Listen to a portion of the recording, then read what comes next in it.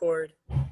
Here we go. We're in business. So, on the Internet Archive Open Library Wiki, on the right side here, under Administration Systems and DevOps, there's a deployment guide, which is public, and it has all of these nice checkboxes, which you don't actually have to click, but it's a good literary tool to suggest that these things are supposed to be done in order. The documentation is pretty good. The general strategy is that we do a deploy from the server called OL home, and then this will basically compile all of the files on OL home, and then rsync them to every other server, even the ones that don't need it, like DB1, DB2, OL Web 3, OL Web 4, Memcache, etc. So there's probably some opportunity to clean things up. But looking through the list, the first step is just making sure that the automated tests pass. So usually this is just running Docker Compose run web make test. Or on the dev server. So this is a good place to jump into the code. So when we type, when we want to get it within our cluster, the first thing we do is SSH. The important thing here is this capital A, which is going to make sure that we're passing all of our SSH credentials to the server. And the jump host that we're using is called sshgw-sf.us.archive.org. When we press enter, we are now within the Internet Archive network. And so if I type SSH, again, -A, OL dev 0, then magically we are in the machine, which is for dev.openlibrary.org. Yep. And all of the code is more or less listed in opt. And we see there's Open Library and Petabox. Petabox is not used pretty much anywhere for Open Library other than, I think OL Home might use Petabox keys for the import bot. Import bot is this thing which hits archive.org to see if new scanned books are available, and then imports them as import bot into Open Library. And in order to do all these queries, I believe there are cases where the Petabox keys may be needed, but in general, we're trying to move to a world where we just no longer have to worry about Petabox. So I'm going to go into /opt/Open Library here, and we'll see a handful of different stuff here. This first repository just deals with some lending policy logistics of deciding some minor details about sponsorship, which we're going to ignore.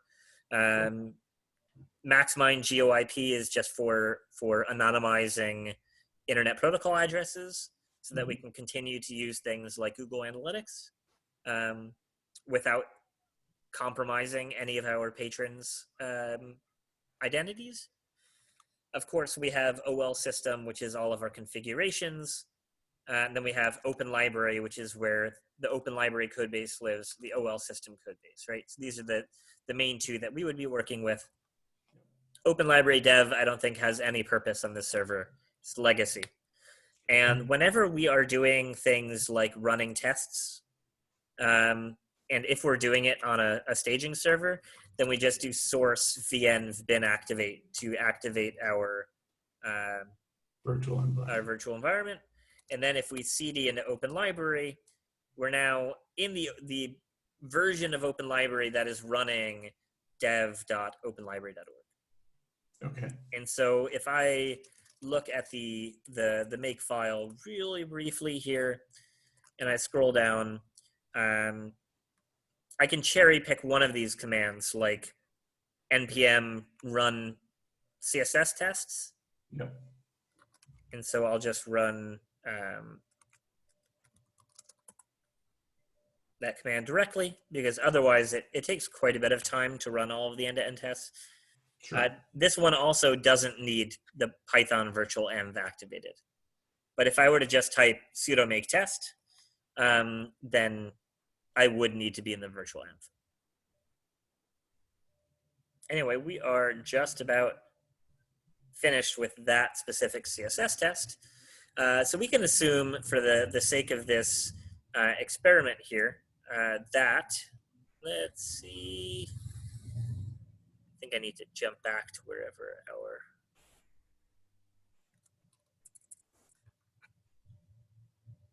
here we go. Okay, so we can run all of our tests, and then once we know the code is good, we test everything on the staging server, which is kind of what we're doing now. Oh, in this case, okay, it seems like at least on the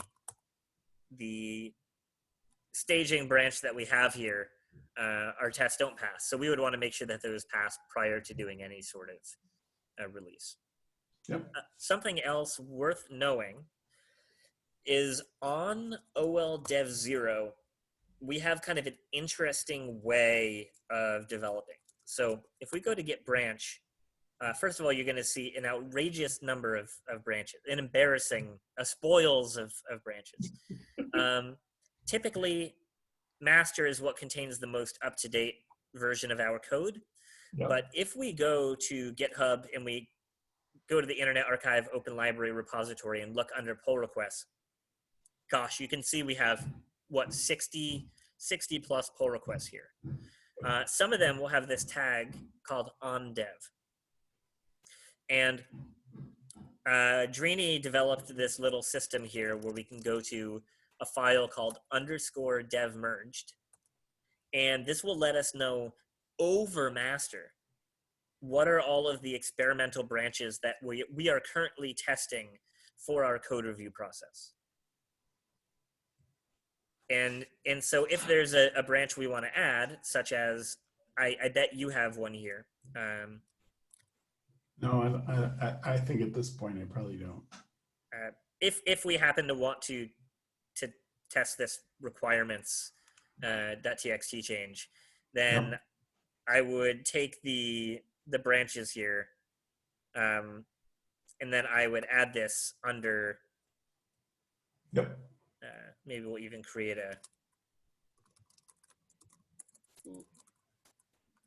something like that. Yep. Although probably this You is need the full. Yep. that, and then I think that's all we need. Anyway, so we would do that, and then without the leading pound, this is just saying we don't actually want to do this right now. Right. And then I would run in that same file. There's a command at the top here. If we run make dev merged, this command right here, then it will stash or check out everything that we have, and then pull master, and then manually step and apply all of these more or less as patches. Got it. And right now, I have some unstaged changes, which I probably shouldn't for a dev server, but that's life. Anyway, so that's the first part of our process here, is that we first verify all the test pass, and then we do a round of testing on staging. And the reason this is important is that the staging server uses OL system, which has access to all of our latest production configurations. That's the ability to lend. That's the ability to get Amazon data for book importing. If someone goes to /ISBN, the just-in-time importing is done through Amazon affiliate keys. Okay. Then we have a step for handling dependency changes. And actually, this PR is a perfect example. Oh, actually, not this one. There's one. Wherever we were before, there was a pull request. Yeah, it was my last PR. There you right go. here. This is something that we would want to manually SSH into the right servers.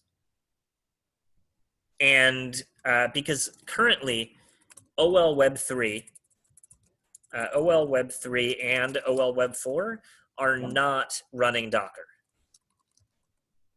And one of the things that you and I and Drini are going to try to accomplish together is to supplant or to kind of obviate Web 3 and Web 4. And so the goal is to create an OL Web 1 which uses Docker and is automatically in sync with dependencies.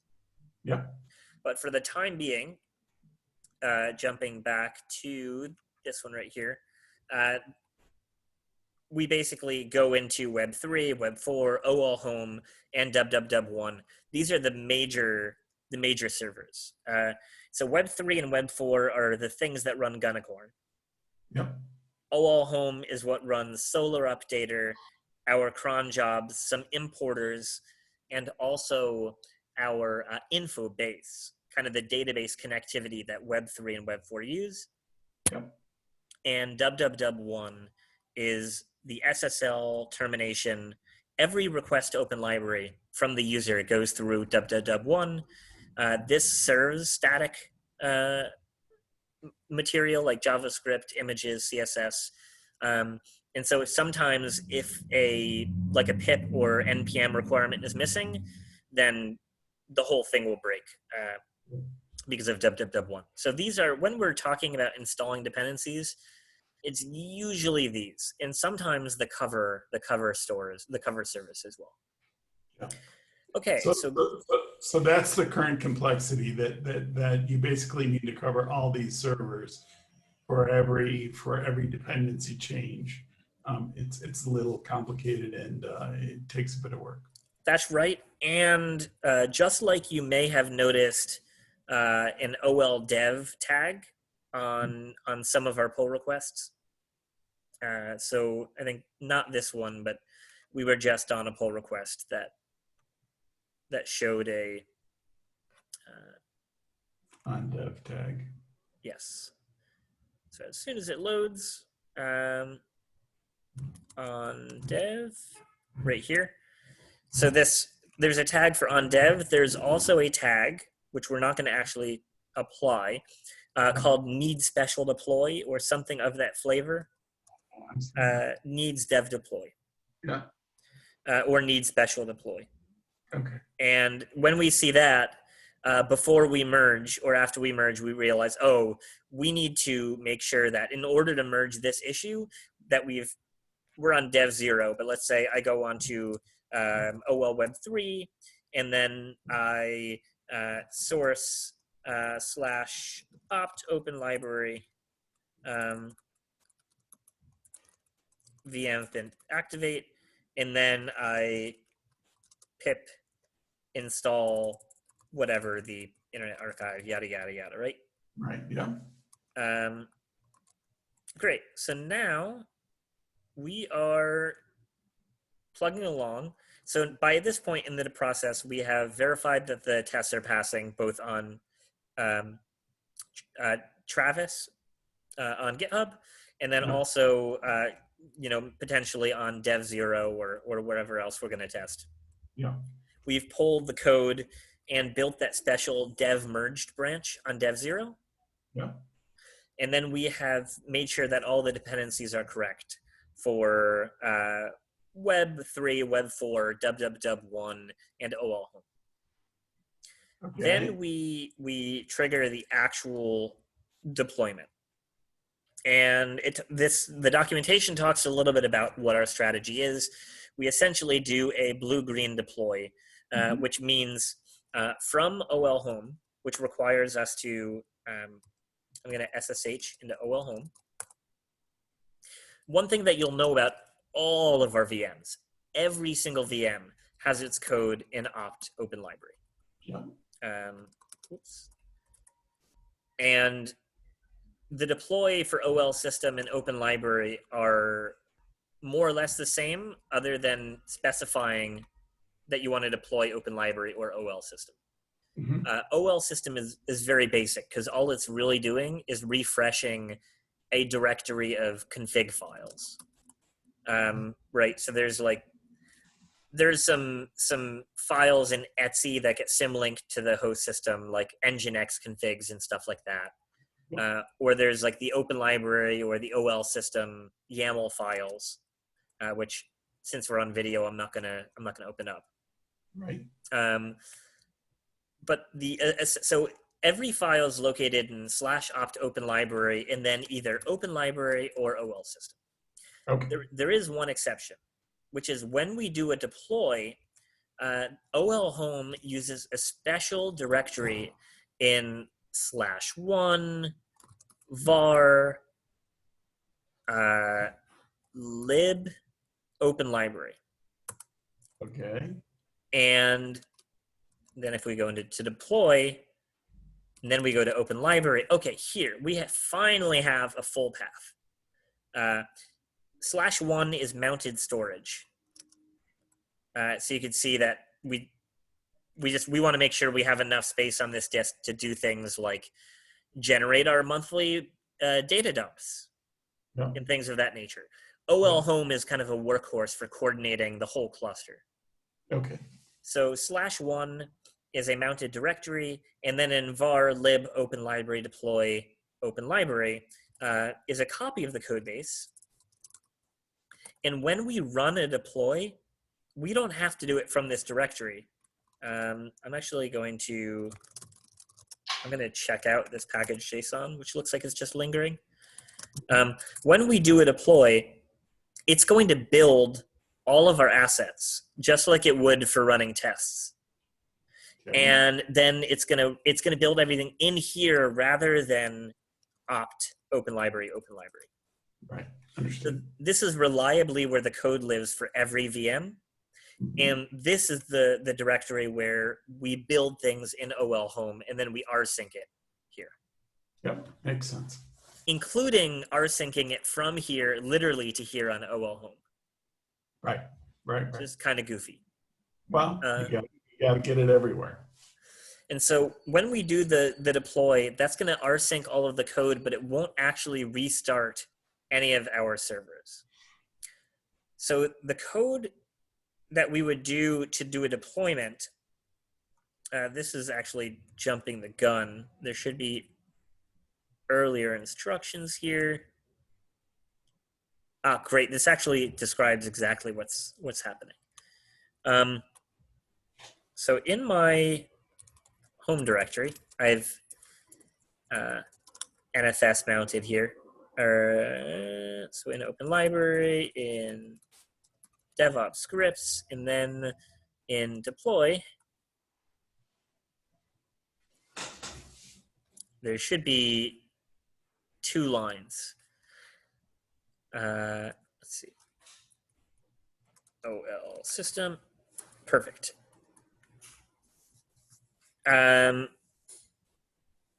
So deploying the code, we almost never deploy OL system. There are very seldom changes to our configs. But this is all you would have to do. And then when you restart the Web 3 and Web 4, everything will automatically just be set up. So deploying OL system, super duper easy. Deploying open library is a little bit harder. Why don't we do an actual deploy here?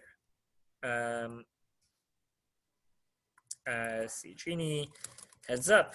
We're going to do a deploy so I can show Chris the real deal. All right. So if there are fires, that would almost be better because then we can document what's happening. Okay. It would be nice if you can give a thumbs up. That will help give us confidence. There's several folks available in case anything goes awry. All right, so we'll wait for just a second, and I'll keep babbling. You got a replay. Yeah. Oh, no, that was your own replay. Got it. So when we run this, we're going to see a bunch of stuff streaming down the page. And when this is logic that's defined in OL system. Mm-hmm. There's a deploy code script that basically does all of the building. We have a bash script, and then it does all of the rsyncing magic as well. And then after we've run this deploy script and it's completed successfully, then what we will do is we will SSH into Web3, and we will restart the Open Library Gunicorn services, and then we will we'll wait. I have this very handy page called status.archivelab.org. Nice.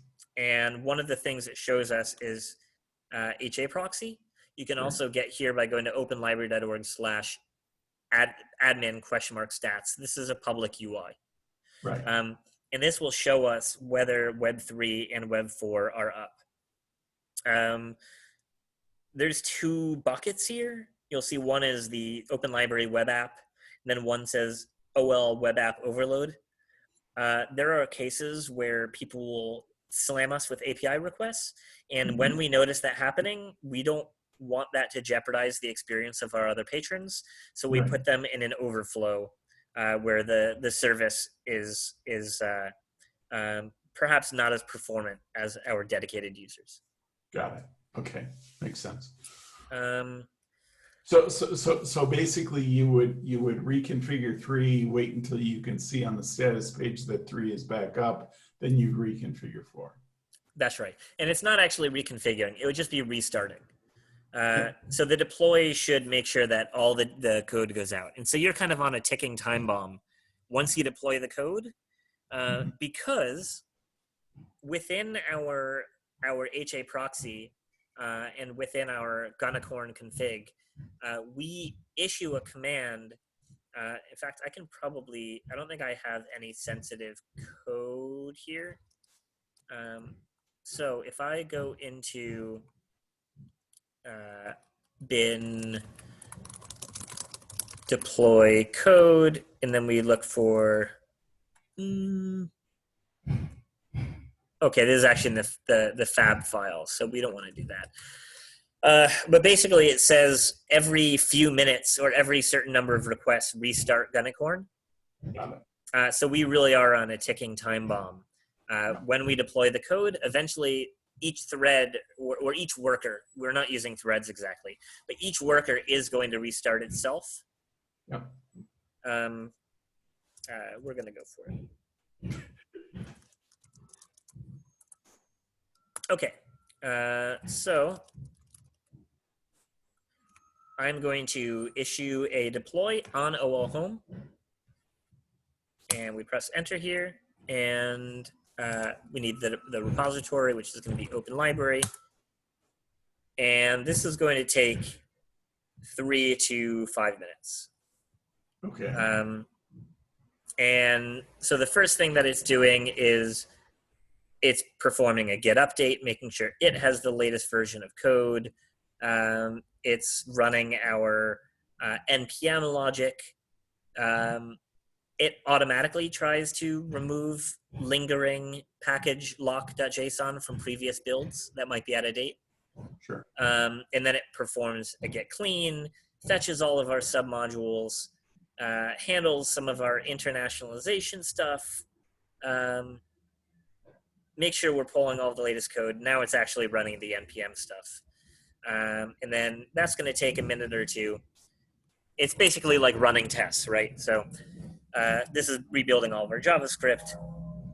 And then after this, it's going to start deploying to each one of our nodes.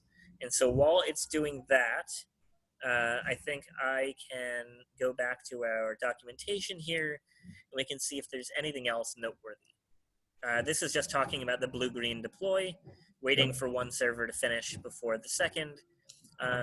In this deploy, we're not deploying OL system, but it would have been as easy as replacing the word open library with OL system here. Yeah. And then if we keep scrolling down, this gives you some instructions on how to restart Memcache if things are behaving funny. And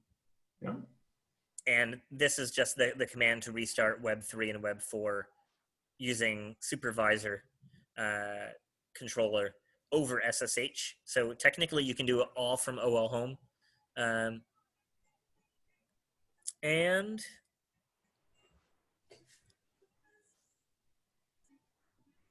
there's some good ways of debugging. If there are problems, there's a good way of basically spinning down Open Library and running a single thread. So then a single worker.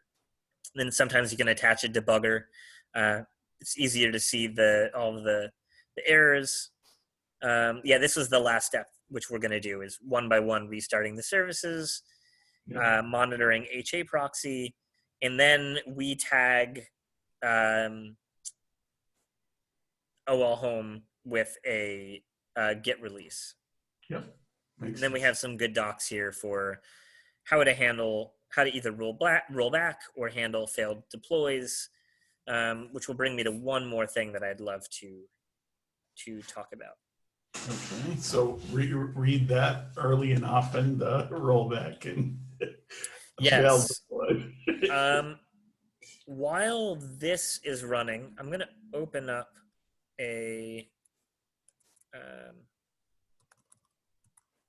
another terminal here.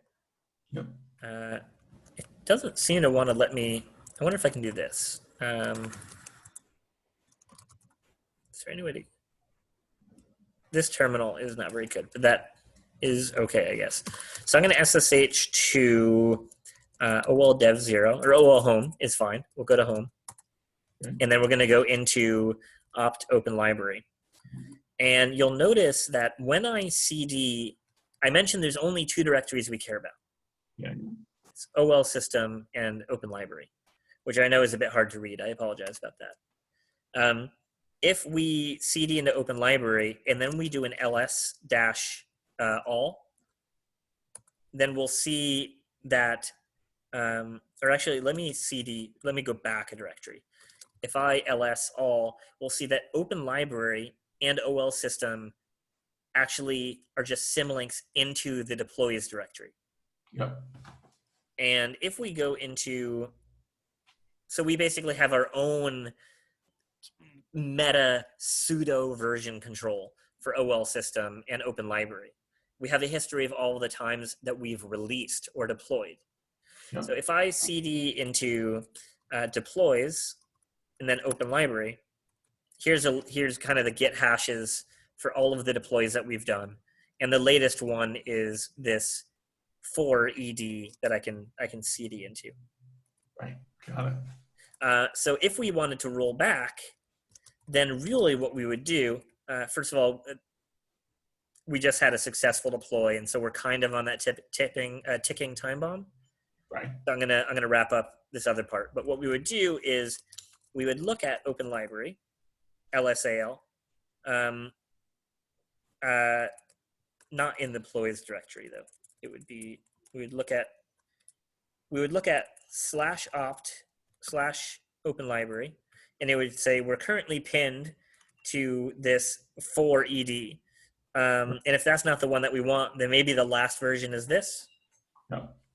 So we would do sudo ln-s, and we would want to copy opt open library to opt open library, or opt deploys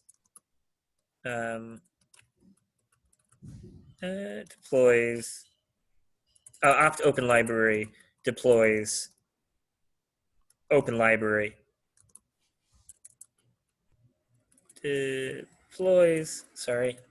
open library, and then this hash.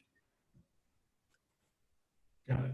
Okay. And this would just be, we would just be pointing the symlink to the previous version. This will only work on Web 3 and Web 4, because Web 3 and Web 4 are the only systems that are actually running the code. Okay. For users. Off of that. Yeah. Actually, that's not completely true. If we messed up the build entirely, we would want to revert OL home, because that's what's running Solar Updater and Infobase and everything else. So unfortunately, we would have to run this command on Web 3, Web 4, and OL home. I'm not going to do that now. Anyway, this is kind of the rolling back strategy. Yeah. So for now, what I'm going to do is we just finished we built everything, and each one of these blocks, you could see the rsync command. Yep. To DB2, to OL Home, to Solar, to Web3, Web4, and even Web1, that's going to be your baby. This is the Dockerized version of Web3 and Web4, which we're going to add to the pool, which runs Python 3. Okay. So we have two options here. The first option is we can SSH into OL Web3, and we can manually restart from there. Or we can do it all in one go here, which is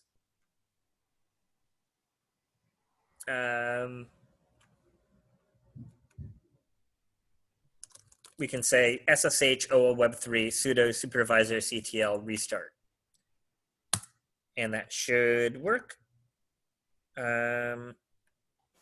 Maybe not. Let's SSH directly into OL Web3, and now we're just going to run sudo supervisor. Restart. I need Open Library at the end here. So it would have worked before. I was just missing Open Library.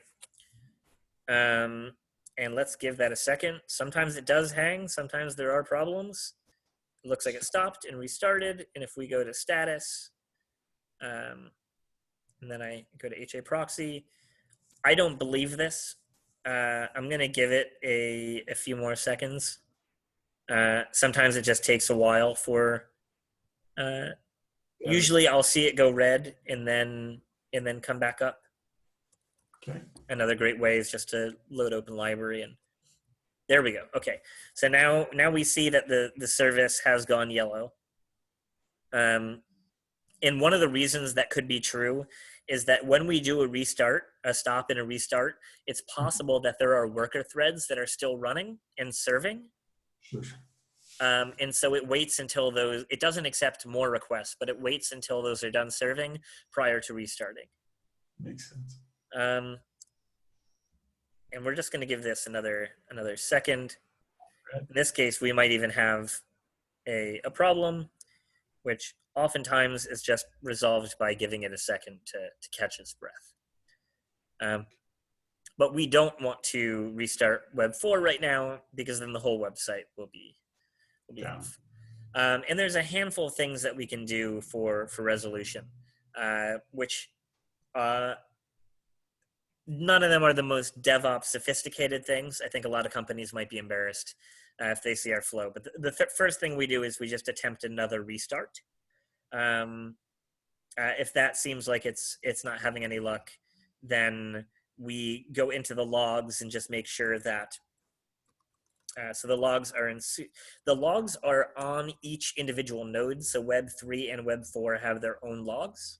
Sure. And if we go into var log Open Library, then we can we can tail this. That might be better.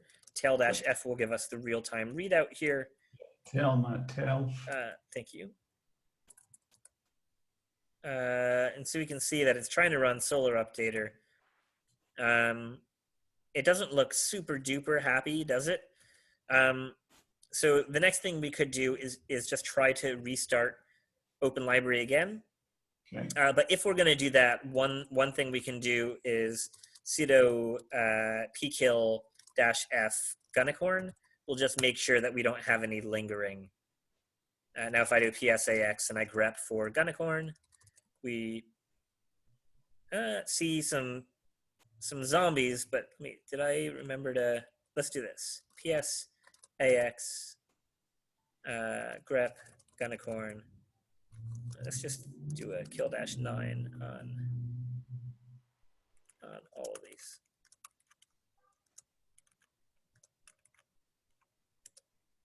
Great. Let's look one more time. I think those should clear out in a second. And we will again run our restart. Gone yellow. And that looked like it was much more responsive.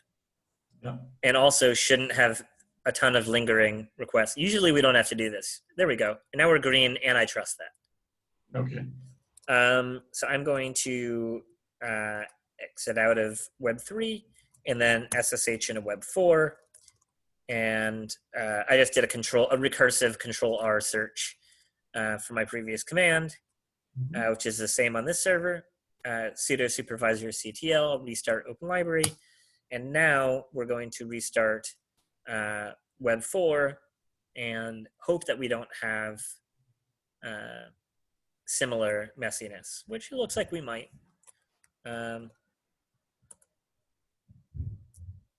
So far, so good. The website is still up and running, which is positive. A little nervous that I haven't seen this go yellow. If we were to have an issue, then typically the first thing that I would do is we have an Open Library G channel, but we also have an internal Open Library channel, which maybe I'll just for their privacy and convenience not put on this video. But the first thing I'll do is I will jump in the Open Library channel and then tell staff that we're experiencing a problem and the nature of the problem. Oftentimes I'll also jump into Open Library G and list what the symptoms are that might affect them. Like, sorry, production website, has some issues. Don't do this, for instance. Right. And then there's the ops channel, which is where if Drini and myself and some of the other gang are unable to figure it out, then we jump into the ops channel, and usually I link the Slack message. So right here, you can right click on the timestamp and say, copy the link, and then I'll post that in ops. And then the people to tag are usually Jonah Edwards. Jonah can help with DNS issues. He's also kind of the general DevOps infrastructure manager who can ping the right people. Samuel Archive happens to be our guru. He's not on the Open Library team, but oftentimes if like HA proxy is getting slammed or we're having some catastrophe or we're seeing bots or abuse, then we tag Sam and he is able to, like, he's the strace guy, right? Like he will literally be looking at resident memory and be like attaching to services at a very low level. So he's very hardcore and very reliably knows what's up and can help us get our answer. If we have a problem with physical bare metal, then that would be Andy Bezella. Andy has the ability to give us access to machines. He's kind of the head of I would say the software level coordination around our infrastructure. Okay. And then there's Trevor and others. So there's Andy, and also Steve Carmian works with Andy. And then there's Trevor and a few others who work with the literal bare metal. Like if we need hard drives replaced, if the power goes out, Trevor is our man. Got it. So I would just tag them with whatever the message is from Slack. Okay. And I think our status archive lab here, I think we're in not great shape. So we're going to do the same thing. There must have been something systemic.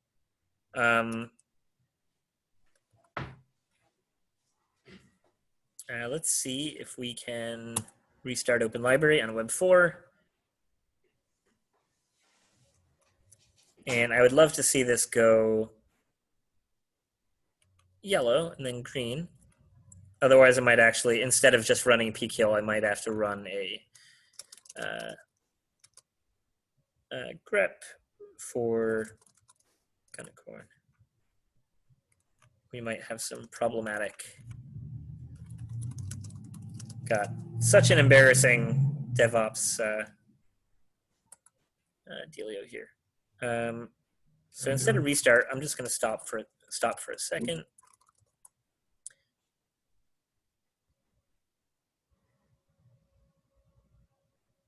Okay. That is what I want to see.